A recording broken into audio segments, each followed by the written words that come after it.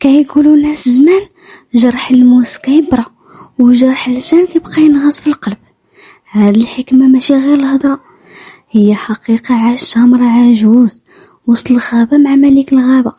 اليوم غنعاود لكم قصة لالا منانة والسبع، والدرس القاسي اللي خلاتنا هاد القصة نفكروا فيه 1000 مرة قبل ما نخرجوا أي كلمة من فمنا.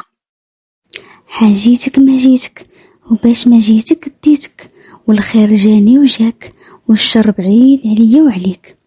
كان يا مكان في قديم الزمان كانت واحد المرأة سميتها لالا منانة.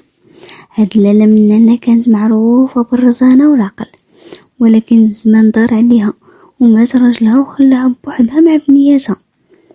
واحد النهار خرجت لالا منانة للجبل باش تجمع الحطب، وهي تغفل وتاهت وسط الغابة حتى طاح الظلام. وهي كتقلب على طريق الرجوع بان ليها واحد الضو من بعيد، تبعات وحتى لقات واحد المغارة كبيرة.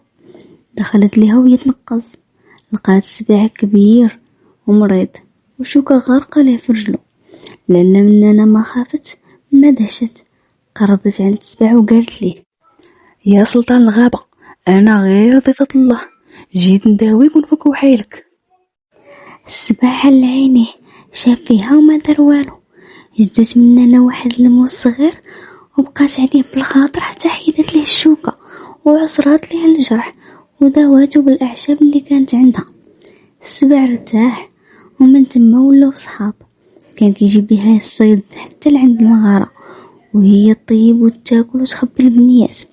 ولكن السبع واخا حيوان كان كيقدر الجميل. دازت الايام والسبع قال لمنانة: انا لا منانة، دابا راك وليتي وحده من العائله، ولكن عندي شرط واحد، عمرك تعيري ريحتي. لالا منانة وافقات. واحد النهار لالا منانة كانت كتشطب المغارة والسبع كان حداها. فاش ناض الصباح خرجت من فمو واحد الريحة مشهدة. لالا منانة بلا ما تشعر غطات نيوفها وقالت: أخ على ريحة خانزة في هاد السبع. ايوا السبع سمعها وناض وقف، عينيه ولاو حمرين وقال ليها: منانة، الشوكة اللي حيتي ليا من رجلي برات، ولكن الكلمة اللي قلتي لي في وجهي بقات جرح في قلبي ما يبراش. خودي هاد الموس وضربيني راسي. لالا منانة خافت وبدات كتبكي وطلب السماحة، ولكن السبع زير عليها حتى ضرباتو ضربة خفيفة في راسو وسال الدم وقال ليها: دابا سيري في حالك ورجعي من هنا لشهر. من بعد شهر رجعت لالا منانة المغارة، لقات السبع جالس كتسناها. قربت لعندو شافت راسو لقات الجرح برا وما بقى ليه آثار. السبع شاف فيها وقال ليها بحكمة: شوفي يا منانة، جرح الموس كيبرى ويغبر آثاره، ولكن جرح اللسان كيبقى مسموم طول العمر. كوني حذرة من كلامك قبل أفعالك.